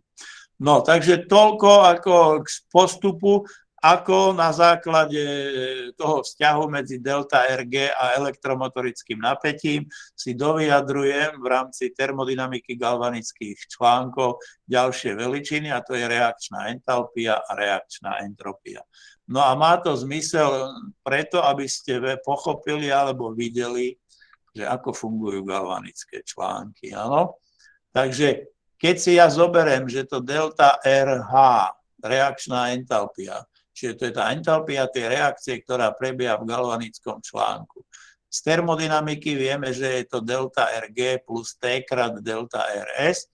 Takže keď to tam teraz dosadíme, tak dostávame, že je to minus ZFE, to je vyjadrenie, ktoré sme mali. No a plus za delta RS, keď dosadíme, tak je to ZFT a derivácia E podľa teploty. No a teraz vlastne, keď sa na to pozrieme, že ako vlastne funguje takýto článok. Takže za predpokladu, že v článku beží exotermická reakcia, no tak keď beží exotermická reakcia, tak je jasné, že toto tu je záporné. Áno, lebo pre exotermickú reakciu to teplo Q, ktorá tá reakcia uvoľní, keďže je exotermická, tak je záporné. No a vidíme, že článok funguje tak, že pri jeho funkcii ja získavam elektrickú energiu ako maximálnu užitočnú prácu. No takže tento člen, to je tá maximálna užitočná práca, ktorú odvádzam do okolia ako elektrickú prácu, takže tento člen je záporný. Áno. No a v prípade, že tento koeficient je tiež záporný, tak aj tento celý člen je záporný. Áno. Takže mám tu rovnicu, v ktorej vlastne všetky tie členy sú záporné. Áno, na ľavej strane mám zápornú hodnotu, lebo je to exotermická reakcia. No a mám tunák, vykonanú prácu, to je záporná hodnota. A ak je ten koeficient záporný, tak aj toto tu je záporná hodnota. Takže vlastne môžem si definovať niečo ako účinnosť takéhoto galvanického článku, teda s akou účinnosťou ja v tom galvanickom článku získavam elektrickú energiu. No tak keďže tých 100%, to je tá energia, ktorú ako keby som Carnotovom tepelnom stroji nabral z toho ohrievača, tak tu to naberem z tej chemickej reakcie, áno, tak to rozdelím na dve časti, na vykonanú prácu a na to teplo, ktoré neviem premeniť, lebo platí druhý zákon, áno, ktoré neviem premeniť na prácu a musím ho odovzdať, áno, do chladiča v prípade Carnotovho stroja, tak tu ho musím niekde odviesť do okolia, lebo neviem 100% premeniť uvoľnené teplo na 100% prácu. Takže účinnosť bude daná týmto podielom, teda toho delta RG a toho delta RH. No a v prípade teda, že ten koeficient by bol kladný, tak mám tu nejaké Q. Toto je vždycky záporné. Takže v prípade, že to Q býva kladné, tak ono býva to tak, že táto hodnota je obvykle kladnejšia ako táto. No a potom toto tu je tiež kladná hodnota. To znamená, že v článku prebehne endotermická reakcia. Áno? Čiže v článku prebehne endotermická reakcia a napriek tomu ja viem získať z toho článku elektrickú prácu. Na prvý pohľad to znie ako veľký nezmysel, áno? Tu k tomu rozumieme. Reakciou sa uvoľní toto teplo, časť premením na elektrickú prácu a časť jednoducho neviem premeniť v zmysle druhého zákona. No? Kdežto to neviem celkom tak jednoducho vysvetliť, ale má to svoje vysvetlenie.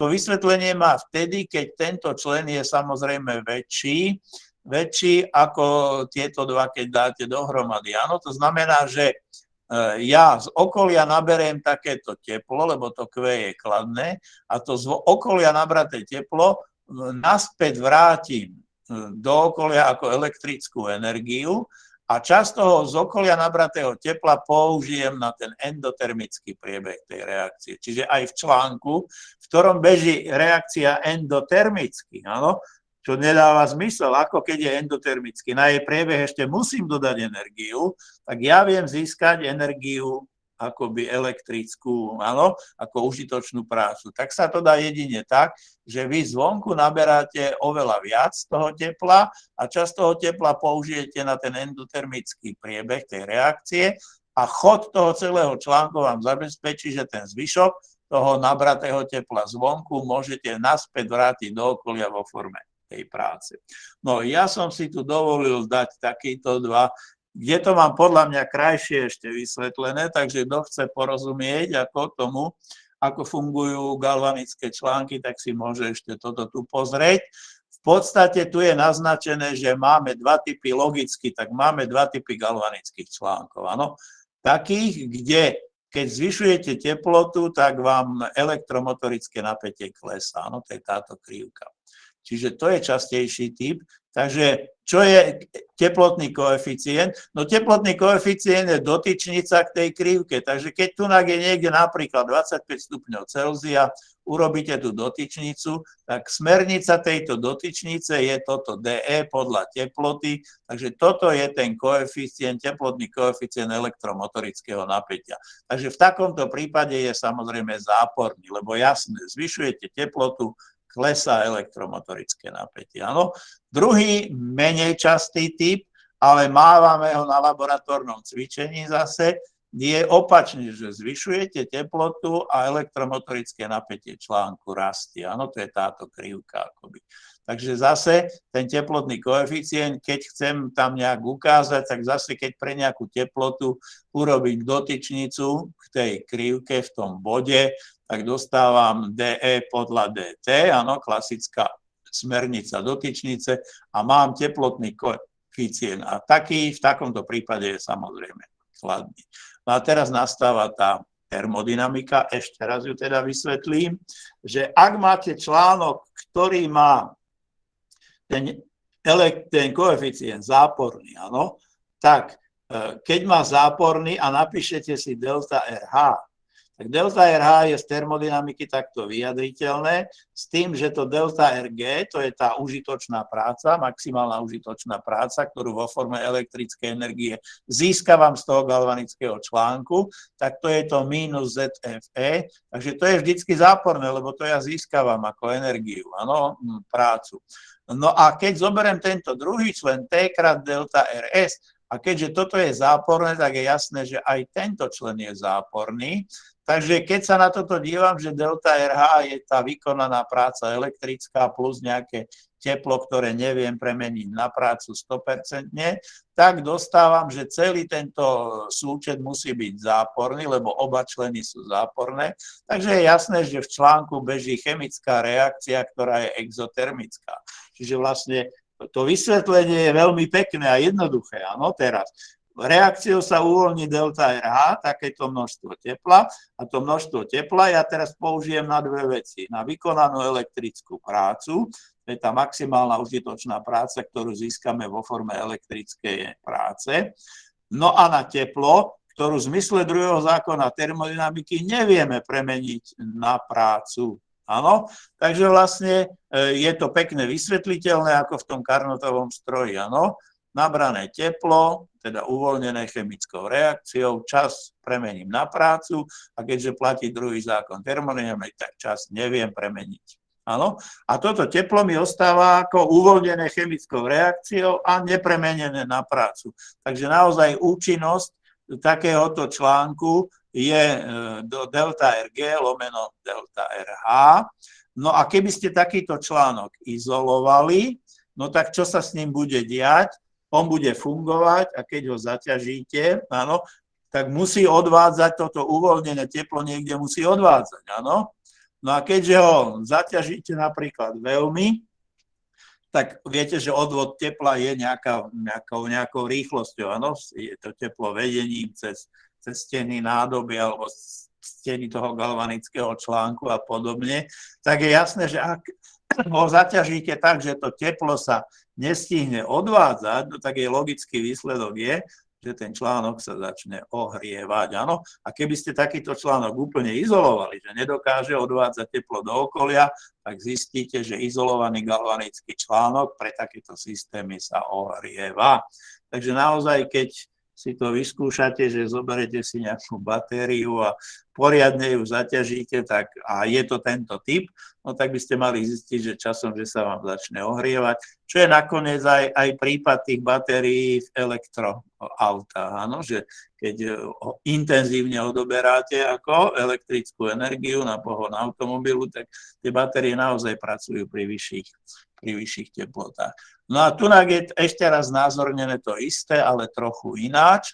To znamená, že keď ten koeficient je kladný, no a keď je kladný, no tak vidíte, čo sa deje. No takže keď je tento koeficient kladný, tak je jasné, že tento celý člen je kladný a tento celý člen je záporný, áno. Takže vlastne mám súčet jedného záporného člena a jedného kladného. A obvykle, ako som povedal, toto Q býva väčšie v absolútnej hodnote ako toto V. Takže ak toto je väčšie ako toto, no tak je jasné, že to delta RH je kladné a to znamená, že v galvanickom článku pracuje, alebo je reakcia, ktorá je endotermická. No? Takže je to na prvý pohľad také nepochopiteľné, že čo sa tam vlastne deje, že ako môžem z galvanického článku, kde beží reakcia, na priebeh ktorej potrebujem ešte energiu, aj tak získať ďalšiu elektrickú energiu. Áno? No a to vysvetlenie je teda tu, že tá reakcia, keď je endotermická, tak vlastne ten článok potrebuje na priebeh tej samovolnej reakcie, lebo tá reakcia nakoniec musí byť samovolná. Ona je endotermická a aj tak je samovolná. Áno? Ona je preto samovolná, pretože vlastne o samovolnosti nerozhoduje H, ale G, to sme sa učili v termodynamike. Áno? Čiže to G môže klesať, ale na úkor tohto entropického člena, nie na úkor tohto entalpického člena, lebo ten je kladný, áno. Takže G môže byť záporné na úkor tohto člena, áno. Takže to si treba uvedomiť, že aj v článku môže bežať endotermická reakcia samovolne, ak je hnaná tým entropickým týmto členom. No a vlastne, ako to funguje? No tak funguje tak, že samovolnosť tej chemickej reakcie v galvanickom článku zabezpečuje ten druhý entropický člen. No toto tu. To znamená, že nastáva tam rast entropie a prechod do neusporiadanejšieho stavu. To keď si spomeniete, to sme si vysvetľovali minulý semester v termodynamike. Takže vlastne celý ten článok, ako funguje, z okolia si nabere teplo Q, to je tento člen, T krát delta RS, to je toto Q, áno. A toto nabrané teplo použije na dve veci, na endotermický priebeh tej reakcie a časť tej energie potom použije na elektrickú energiu, áno, a môžeme potom časť tej energie premeniť na elektrickú a získavať ju z galvanického článku ako elektrickú prácu. Áno. Takže tu je to vysvetlené, že do galvanického článku sa z okolia dodáva to teplo Q, ktoré sa teda použije na tieto dve veci. Áno? Na vykonanie tej elektrickej práce, ktorá sa späť do toho okolia vracia a na zmenu delta RH spojené s endotermickým priebehom takej reakcie. No a potom logicky účinnosť sa počíta tak, že v čítateli je znova tá vykonaná práca, to je delta RG, ale v menovateli je nabrané teplo. A to nabrané teplo teraz nie je z tej chemickej reakcie, ale zvonku. Áno, z okolia musí ten článok nabrať teplo. No a samozrejme, keby ste takýto článok nechali izolovaný a nemôže zvonku to teplo naberať, tak odkiaľ ho bude naberať? Má už len poslednú možnosť, že to bude urobiť na úkor svojej vlastnej vnútornej energie, to znamená na úkor svojej vlastnej tepelnej energie a takýto článok sa bude ochladzovať. Takže izolovaný článok, v ktorom tento teplotný koeficient je kladný, tak pri svojej činnosti sa bude ochladzovať.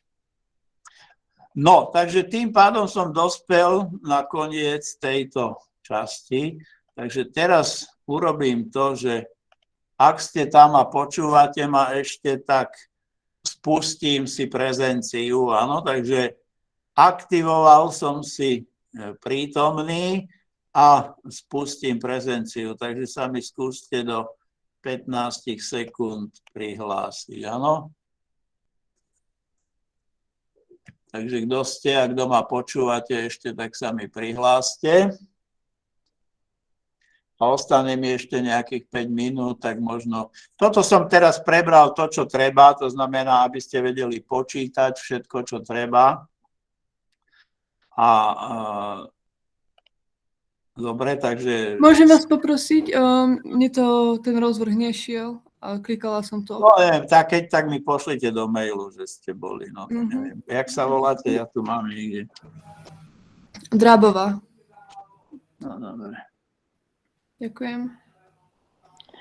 Prepáčte, Palkovičová. Dobre. No, takže idem teraz ešte skúsiť. Dobre, takže vlastne odovzdám slovo, to znamená vyskočím z tohto tu. No a budem pokračovať, alebo teda skúsim ešte niečo povedať ako z ďalších častí, takže celá obrazovka povoliť. No dobre, takže prezenciu sme si urobili a mám tu ešte nachystanú túto časť, takže skúsim to spustiť, prezentácia od začiatku. No, takže to, čo chcem ešte nejak povedať je také dovysvetlenie, že elektrická dvojvrstva, že aké sú naše predstavy, že prečo tie elektrody, keď ju ponoríte do roztoku svojich jónov, prečo sa nabíjajú, áno. Takže nájdete to v tom 3. dieli Watkinsovi, ako som vám povedal, v tej dynamickej elektrochémii. A to vysvetlenie spočíva v podstate v tom, že vy, keď ponoríte nejaký kov do roztoku svojich jónov, tak je to otázka tejto hry, že vy máte vlastne kovové jóny v mriežke toho kovu, čiže máte nejaký chemický potenciál tých kovových jónov v mriežke kovu, no a ponoríte to do roztoku. Takže v roztoku máte tiež tie isté jóny MEZ+, ale v kvapaline, áno. Takže máte akoby chemické potenciály jónu MEZ+, ale jónu v štruktúre toho kovu a jónu v tom roztoku. A podľa toho, aká je relácia, tak podľa toho je tendencia, s akou intenzitou ten kov vysiela tie jóny do roztoku, alebo naopak, tie jóny z toho roztoku sa akoby snažia zabudovať do kryštálovej mriežky toho kovu. A to je celá pointa vzniku tejto elektrickej dvojvrstvej na rozhraní toho kovu a roztoku svojich jónov a teda z toho vznikne rôzne nabitie tých elektród na rôzny potenciál. Áno? Na tomto obrázku je znázornená situácia pre túto podmienku. Áno? Že povedzme, že ten kov ponoríte do veľmi koncentrovaného roztoku tých jónov svojich vlastných, takže je tam asi vysoký chemický potenciál, tých jónov v roztoku je väčší, takže oni majú tendenciu alebo snažia sa zabudovať do mriežky toho kovu. Áno? Nechcem povedať, že sa to tam vykryštalizuje, usadí, ale majú tendenciu prejsť do mriežky toho kovu a tým pádom sa povrch toho kovu akoby nabije záporne. No a logicky, keď na povrchu toho kovu sa objaví takýto kladný náboj, tak v jeho okolí sa z tých protiónov v tom roztoku vytvorí akoby takáto protivrstva opačných nábojov a vznikne niečo ako elektrická dvojvrstva. Áno? No a opačný, keď je táto tendencia, táto druhá, tak pomery sú opačné. V povrchu toho kovu sa objaví akoby záporný náboj a tá protistena tých nábojov je kladný.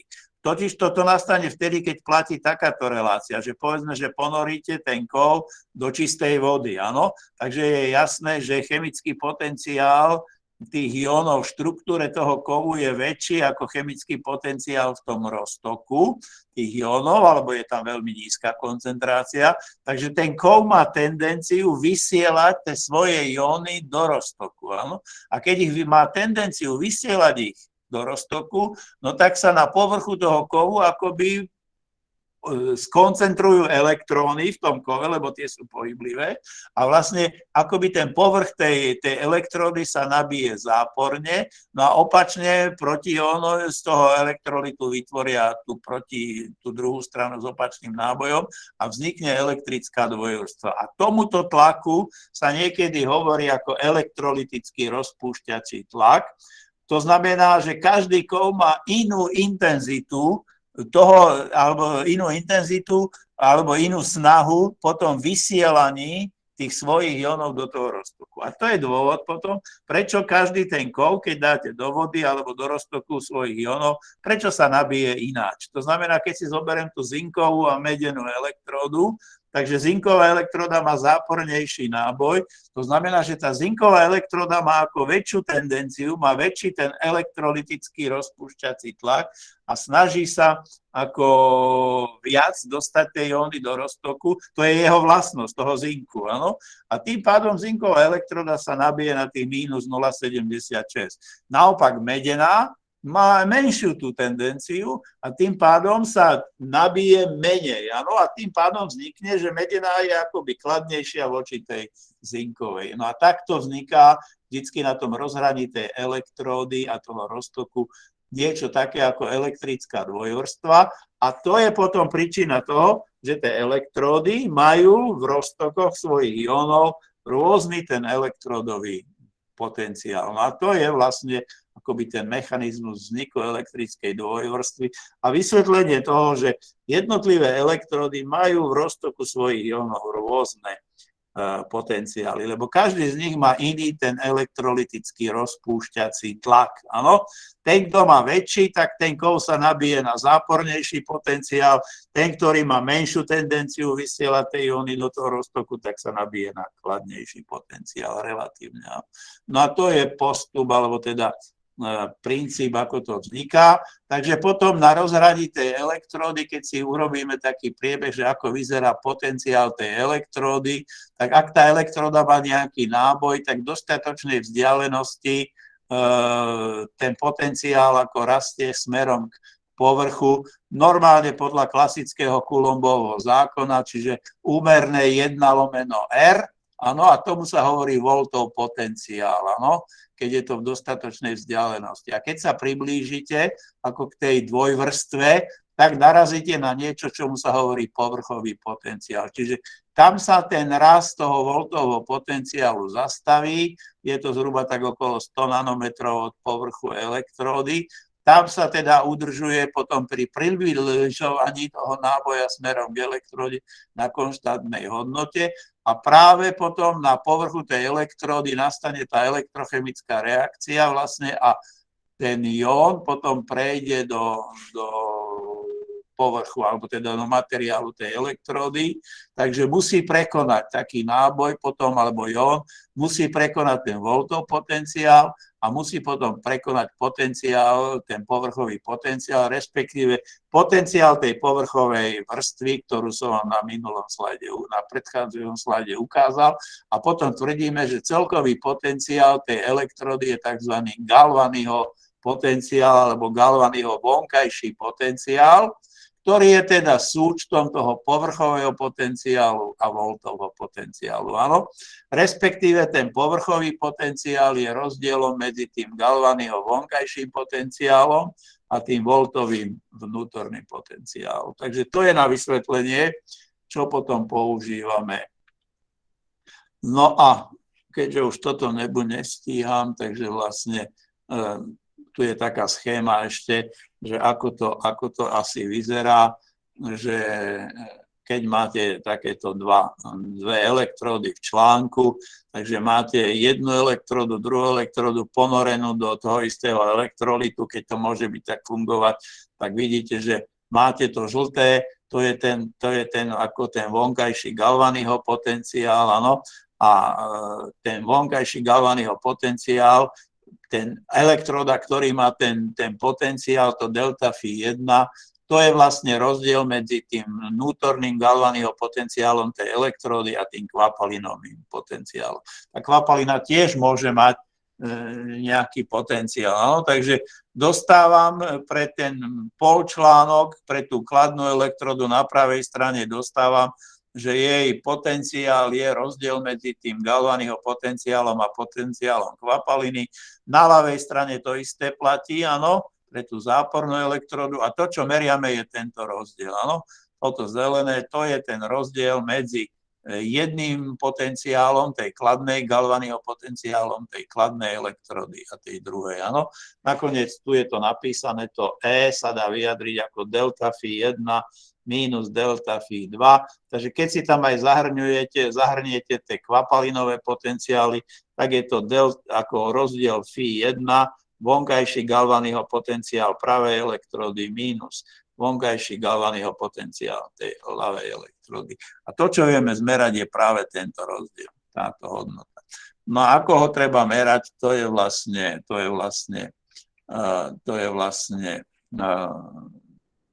to kompenzačné meranie za bezprúdového stavu.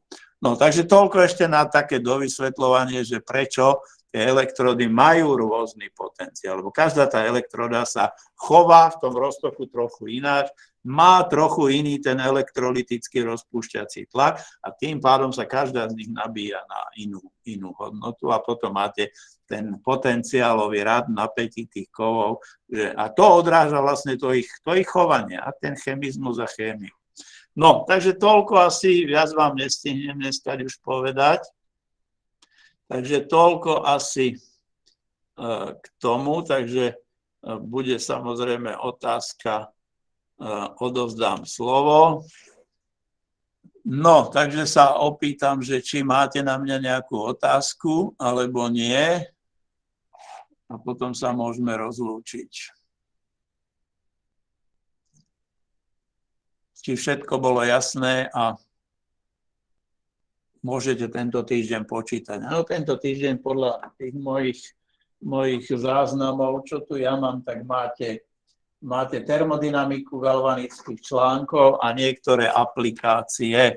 K tým aplikáciám som sa ešte ako nevyjadril, ale aplikácie neznamenajú nič iné, len že z rovnice pre elektromotorické napätie článku alebo z potenciálu elektródy si vyjadrite pH. To sme si ukázali. Áno? Čiže aplikácie znamenajú vedieť si vyjadriť, vypočítať pH, vedieť si vypočítať súčin rozpustnosti pri tých elektródach druhého druhu. Čiže aplikácie znamenajú nič iné, len aplikovanie tých vzťahov, čo sme si ukázali, len ako ukážete si postup, akým sa dá niečo vyjadriť. Jónový súčin vody sa dá z nameraného elektromotorického napätia stanoviť. Ano. Čiže ide o stanovenie týchto veličín. Obvykle pH roztoku, jónový súčin vody, súčin rozpustnosti. Ano. No a medzi aplikácie samozrejme patrí potom aj rôzne typy batérií. To vám môžem ešte na budúce za nejakých 10-15 minút premietnúť, že ako fungujú rôzne batérie, ktoré máme. No takže toľko asi k tomu, čo by ste mali na dnes mať. Takže ak nemáte na mňa nejakú ďalšiu otázku, tak asi sa môžeme rozlúčiť. Nikto nemá nič? No dobre, takže keď nikto nič, tak príjemný večer. Áno? Ďakujeme veľmi pekne, majte sa, dovidenia. Takže tie aplikácie si kúknite, máte tam nejaké vzorové príklady, takže ako som povedal, nie je to nič iné, len aplikácia tých rovníc, čo sme si teraz ukázali. Vám pekný večer. Dovi. Takže dovi. Majte sa, dovidenia. Dovidenia. A mohla by som sa ja, prosím vás, niečo opýtať? No? A ja som vlastne na tom Erasme a ja som vám už posielala viacerých mailov o tom podpise do tej tabulky, že schvaľujete moju výučbu takto. Či by som vám to ešte raz poslala, lebo pani na študijnom akože sa ma to už pýtala viackrát, či to potrebuje. Vy ste na Erasme odkiaľ? Vy ste tá, čo ste vonku, hej? Áno, čo som vlastne iba A online. však ja som to odsúhlasil, či nie? Áno, odsúhlasili, len potrebujem váš podpis. A neviem, že či ste mi ho niekedy poslali, lebo som... Ja, ako podpis... Podpis do takého... Neviem, ako by som vám poslal podpis. Ja elektronický podpis, možno, že nejak by som vedel vykúzliť, ale neviem, aký podpis potrebujete. Čak, No, ja vlastne som vám poslala takú PDF tabulku, kde mám podpisy od všetkých a učitelia to robili tak, že to vytlačili, podpísali. A toto som neurobil ešte? Ešte nie. Aha, no tak dobre, tak pošlite mi to s tým, že čo mám podpísať a ja to odovzdám cez prodekánku ako na pedagogické. Hej, to myslíte. No dobre, ale neviem, ja som niečo podpisoval, tak neviem, či sa mi zdá teda, že som podpisoval aj niečo vytlačené. Dobre, tak pošlite mi, čo treba, dobre? Dobre. A ja to podpíšem a odovzdám tu ako cez pedagogické. Čiže to bude nejaká tabuľka, kde bude, že súhlasím, že môžete takto študovať fyzikálnu chémiu, áno? Áno. A že keď sa vrátite, tak si urobíte skúšku, hej? Tak sme sa... No áno, že bude prezenčne skúška. Áno, že vy vlastne teraz ako... A s pani docentkou Dvoranovou ste sa tiež dohodli, áno, že ako absolvovať cvička, hej? Áno, ja mám vlastne cvičenia s Tomášom Kleinom, že on mi posiela cvičenie, potom spätne posielam aj píšem vlastne. No, on má s vami také cvičenia, aké by sme mali, keby bola korona väčšia, hej, že keby sme mali aj cvička, hej. No dobre, tak pošlite mi, čo treba, ja to vytlačím a podpíšem a odovzdám to tu na pedagogickom. Dobre. Super, ďakujem veľmi pekne, dovidenia. Ahoj.